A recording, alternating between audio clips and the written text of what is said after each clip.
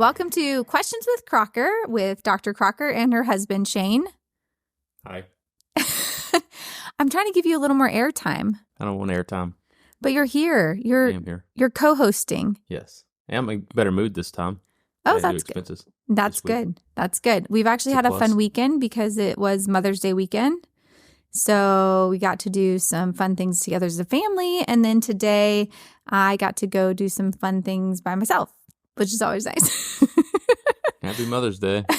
I love my kids, but shopping without them is sometimes easier. So I appreciate you taking them to Urban Air so I could have a little alone mom time. I got a thumbs up. That's great. So speaking of mom alone time, we are actually joined today by a special guest. Can you say hi? Hi. Isabella Crocker is with us. She is one of our two children. She is the oldest daughter, and then we also have a son. And she requested to guest on the podcast. You are officially our first guest. How are you feeling? Great. Are you excited? Yes. You're not getting paid for this. You realize that, right? Yeah, I know This is a free gig. Mm-hmm. Okay. So she wanted to come on, and we thought since it was Mother's Day, and of course this will come out long after that, but we thought since today was a special day, and we do like to talk about the fact that we are parents and also work and have a lot going on, and how do we kind of figure it out and balance it. I thought it'd be great to have her ask us some questions, and then we would interview and ask her some questions. But first, we always do an episode of this or that, or a spelling question for Shane. And so today I decided to do a this or that for you. Are you ready? I'm ready. Okay. Would you rather have 10 children? No. B. Or you can't answer already. Okay. I was going to say 10 children or 10 dogs. This is such a difficult question. I'm going to go with 10 dogs over 10 children. Because you can let them outside and... The long-term financial impact of dogs versus kids is pretty substantially different. That is true. That is true. And with our recent dog drama, at least we know that if our dogs have something happen, we can take care of it ourselves because I'm a veterinarian. So that's helpful, right? Very helpful, yes. We actually have Ranger here in the room with us. He is a Labrador and he eats everything. And he recently was throwing up a lot. So he got to be taken to surgery so I could check everything out on the inside. And now we're dealing with a recovering dog. And I do want to say one thing. This is a true confession of a veterinarian. This is something we get so mad at pet owners about. So mad. But Shane, answer this question for me. How often has Ranger been wearing his e-collar? I don't think you brought an e-collar home. I did bring one home. I haven't seen it. No, he's not worn it. He has not worn it one time. And, it's funny because pet owners will always say, they're not messing with it. They're not licking it. And I always, kind of lecture them and judge them for not wearing it. But he literally has not been messing with his incision. Yeah, we think. I've been examining it daily, so it's not like I didn't, I'm not checking. But I was just thinking about that we judge pet owners so hard for their pets not wearing their e-collars. And our dog legitimately has not worn his once. And we're about a week out and his incision looks great. So now I'm going to be a little more like give owners a little more grace at this point in time.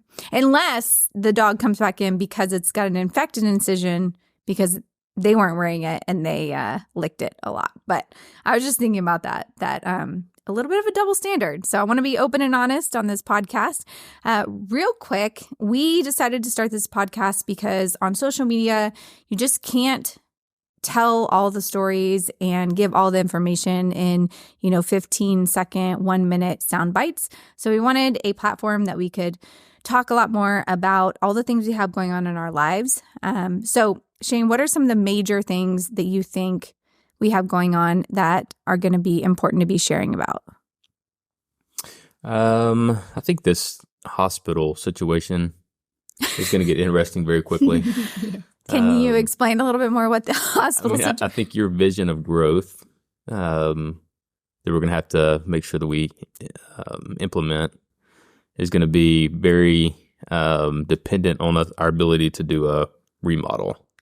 So this is going to get very interesting very quickly in the middle of trying to do a remodel and keep the hospital open, run the day-to-day operations while you are also an emergency vet and traveling, doing lectures and et cetera. So I agree. So we're coming up on our 1-year anniversary of buying a general practice vet hospital. Which has to go by really fast. It has gone very quickly. And our vision board said that within 2 to 3 years, we would do a remodel. Yes. Because we need one. Yes. Can we agree on that? We can. We just don't quite agree all the time on how much we need to spend and what all we need to do in the remodel, which I think I have actually compromised a lot with the amount of things I wanted to originally do. I mean, is it really a compromise if you can't afford it? I think it is, because I'm always thinking of in the long run, and I think this is where you and I differ. Maybe we can't afford it right now, but in my mind, Dad, if we build... I would be using profanity if my daughter was beside me right now. In my mind, if we build what I want to build and we create the customer and community experience that I want to create, I think we will make more money in the long run, and it will even out. No doubt about it. So we look at the financials of that a little differently, and that's another podcast for another day. That's 4 more podcasts. Yes. I'm in complete agreement with everything you said there, but you still have to be able to afford it out of the gate. Listen, agree to disagree. Love you so much. Let's move on.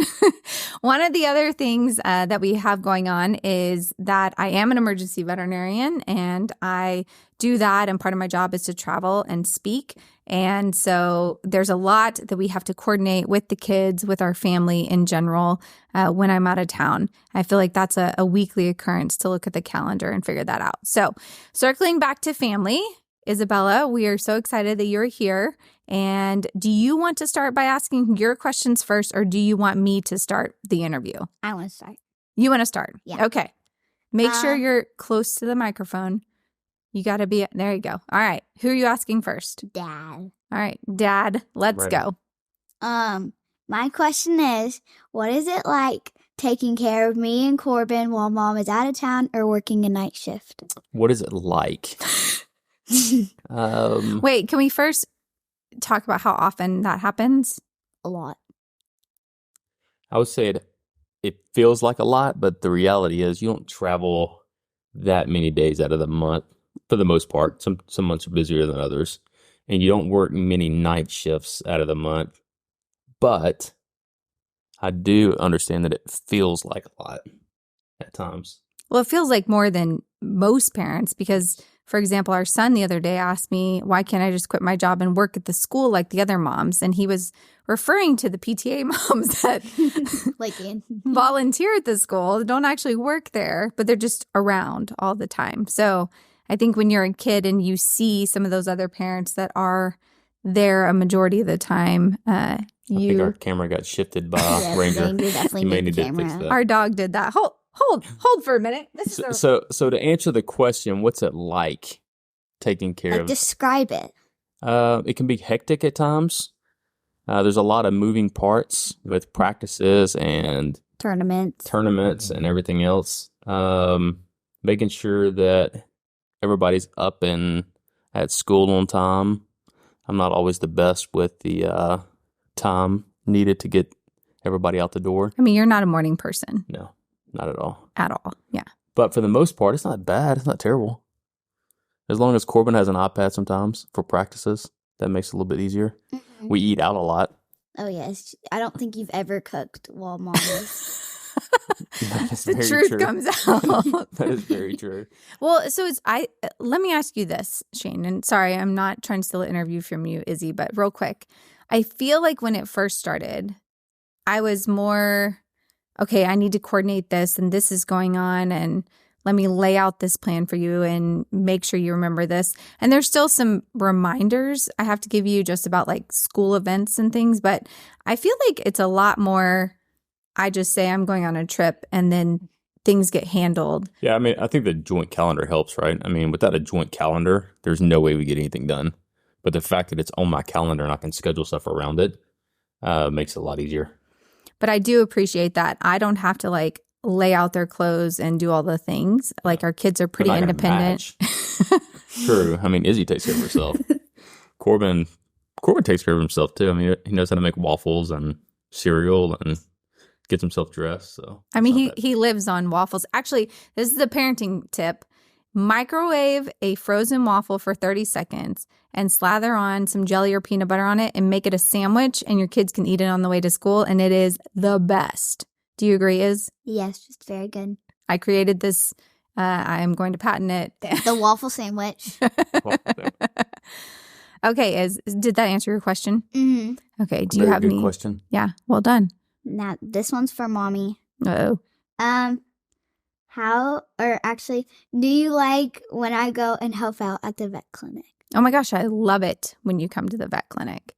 I love it because, one, you make me very proud because you work hard, you have a great attitude about it, you'll clean, you'll do whatever we ask you to do, and I feel like you enjoy it. And so it's not something I'm making you do, it's something you want to do. Like the days you have off and I'm going to work and you say, can I come with you? It is huge because when me and Dad, before we even had you and your brother, our dream was to have a vet clinic that our kids could come up to and could be a part of and could run around at. And then even on the weekends, like when we have to go up and take care of, a patient because they're there. Yes.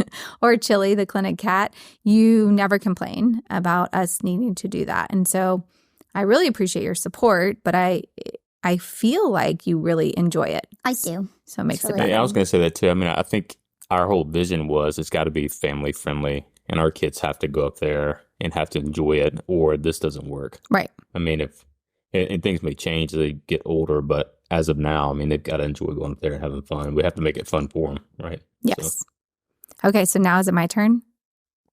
Yeah. No, she has another question. Oh. I do? Oh. Oh, yeah, I do. Oops. I can see her laptop. How do you feel traveling affects your family life? Ooh, that's a tough question. So I think in general, I'm a better mom because I work and I travel and I do things that I really love and enjoy. And I think then when I am around you guys, I feel fulfilled and I emotionally like fill my bank account a little bit with some of those things. And so I have a good balance. I still miss things that I don't want to miss. But, I grew up, Pops, I grew up with a dad who traveled a lot. He traveled way more than I travel. Way, way, way more. He missed a ton of birthdays. He missed a ton of horse shows. And what he did was when he was in town, he tried to be as present as he could be. And he took me on dates and he did things where I still felt very appreciated and listened to. And so that's what I try to do is I know I'm gone more than a lot of other moms are and I can't do everything.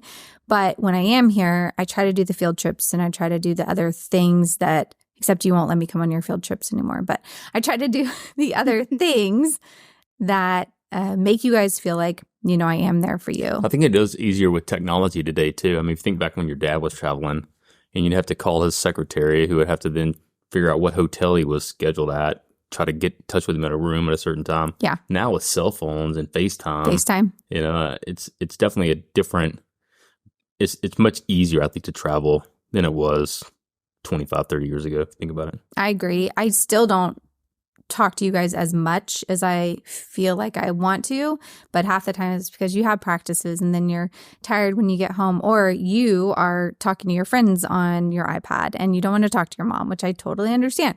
All girlfriends or some of them not girls? Oh, she only has friends that are girls. That's it. That's what we're going to tell Dad till you're 21. The eye rolls are pretty strong over here right now. But I will tell you this, and this is one of my questions for you, is I always hoped that you would see that your mom does a job she really loves and that she really feels strongly is important. And I hope that you see that if you find something you love and you're passionate about, that it's better and easier to work and to make money when it's doing something you really like. Mm-hmm. Does that make sense? Yeah. Now you keep saying you're going to like a question or a statement? Well, so what I'm asking is, do you think I've accomplished that? Like, do you look at me traveling as mom's gone, I don't like it, I wish she was here more, or do you understand why I travel and do you see the joy it brings me? Yes. And I like when you travel too, because sometimes we get to go on trips with you and get to go, like we went to London and that was really fun. And we got to hang out with you and like do stuff with you that you do on your trips. And I think it was a really cool experience to have. That was really one of the coolest experiences we've had as a family, I think, going to Europe together. And yes, that was because I was going to speak and you guys got to come with me. Shout out to my company for letting us, go as a family. But you came to me to the event and Dr. Stevie was speaking, but you helped, hand things out and kind of host like I do. And you did an amazing job, especially for a 10-year-old. I was very, very proud of you. But I'm glad that you enjoyed that. And I think showing you and your brother what we do and showing you the world is a dream that we have. And so I do think my travel allows for more of that. I think you need to come on more trips with me. What do you think? Mm-hmm. That'd be good. Yeah. What's one place you'd like to travel if you could? Hawaii. Okay. So are there any vet schools in Hawaii? There's no vet schools. I was about to say, and yeah, no. I mean, we know they have CE in Hawaii. Yeah, I was about to say, if anyone manages conferences and needs a speaker in Hawaii, we're down. Dr. Crocker is available. Yeah. She just might want to bring her family with her. I know your brother really wants to go to Hawaii too, so that's funny. Okay, so this is a question I actually get asked a lot by people, and when I'm traveling, so I wanted to ask you, Isabella, do you ever think you would become a veterinarian? If I were to become a veterinarian, I'd probably want to either be like an equine vet or work at a zoo because I like bigger animals and I like doing something different each day and having not the same thing. And I like moving and being outside. And yes, I could see that for you. I know it was funny. One time you said to me, well, Mom, if I became a veterinarian, I would be a horse vet. I wouldn't be like you talking about working with small animals. But I was a horse vet for so many years. But I think because you never saw that, it's hard to imagine me doing that, right? Yes. Okay. So one other question I was going to ask you about my travel if it bothered you, but I feel like we already covered that. Don't you think? Yeah. I think so. Do you think it helps having a dad who's here and is so present? It helps that dad owns his businesses and doesn't have to he works from home and yeah. I mean, he meets the bus. To help I think it was this weekend. I kind of had an epiphany that sometimes I don't even know what day it is, like what day of the week it is. And I started thinking about that. And it's not that I'm running through the week saying, man, I can't wait till Friday gets here so I have the weekend. It's probably the first time I've ever thought about that it really doesn't matter what day of the week it is. And that's kind of cool. Because you set your own schedule and you can take time when you need it to refresh. And the weekends, the only reason I always know what the weekends are is because we have some sort of tournament. Anything. For our daughter Birthday who's party. Very athletic and very social. Yes. So I think that's very true. So I have a question. So when you go to the vet hospital, what's your favorite job that you have to do? Helping Miss Chris with the technician appointments. Which is interesting because when you were younger and I would take you to the hospital, you told me your favorite job was receptionist because you like sitting up there and helping answer phones and like drawing pictures. But I think that's just because you were too young to really help with the animals or be around needles. I mean, you know how to mix up vaccines. You make flesh syringes for us. Like you can do a lot more now. So you like the technician part of it. Yeah. What about surgery? I like watching surgeries, but I don't like watching them for a long time. I like actually getting to move and be hands-on with stuff. Yeah, I agree. Neither of my children like to sit still and not. It's funny because when you were a baby, I used to have to hold you looking out because you wanted to see what was going on and you wanted to be a part of the action. And none of that has changed since you got bigger at all. Do you have another question for her? If there was one thing that Mom and I could do to make your life easier, what would it be? You can say that you have the easiest life ever and I'm the best dad ever. That's a good answer. Or I'm your favorite mom. One of the two. I would probably say no, like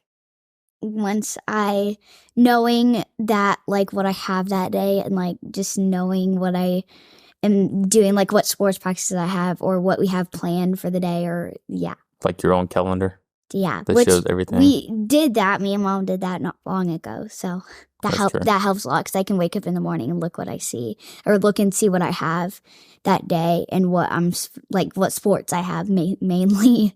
It is good to know what to plan for. And then because we have so many different things going on as a family, it changes week to week. I don't feel like any of our weeks are ever the same, which is exciting for some people. And some people that's like stressful and anxious. But I think you and your brother are really adaptable and good at kind of going with the flow, which will help you definitely as you get older. So my question for the both of y'all is, would y'all change anything? Mm-mm. Right now? Yeah. No, I do wish I didn't miss anything, but that's just so unrealistic, right? Like you have awards coming up. Corbin has kindergarten graduation. There's so many things the next couple weeks because it's the end of school and May is always one of the craziest months. Do you have the pool party or does Corbin have a pool party? Corbin, but I'm going. But she gets to go. I was thinking about going in a Speedo. Corbin would enjoy that very much. Izzy would not talk to us the whole time if that happened.